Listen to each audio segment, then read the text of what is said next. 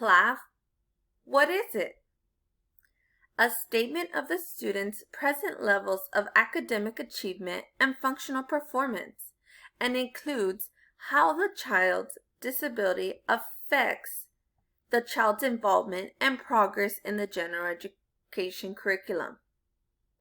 Please note, the Plaafp is the only section of the IEP that contains data showing a student's present level performance and thus is vital when determining the student's current areas of needs.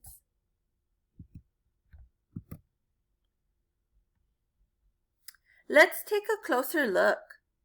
Plaafs are roughly divided into the two areas of development, academic and functional.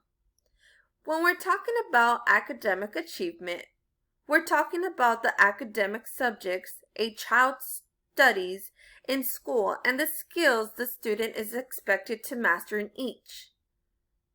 Reading and language arts, writing, math, and the various skills expected there, science, history, and so on.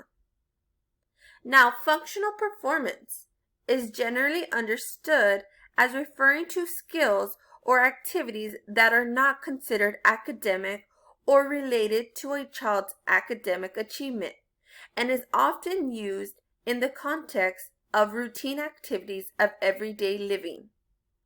Routine activities of everyday living refer to skills and activities of daily living, skills such as dressing, eating, going to the bathroom, social skills, behavioral skills, mobility skills. All of these types of skills are important to consider when writing the child's present level statement.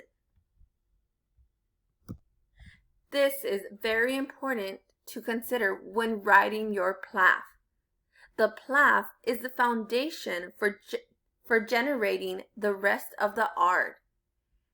Areas identified in the Plaafp as areas of need must be addressed in one or more of the following art sections: annual goals, special education programs and services, supplementary aids, services and supports, secondary transition services,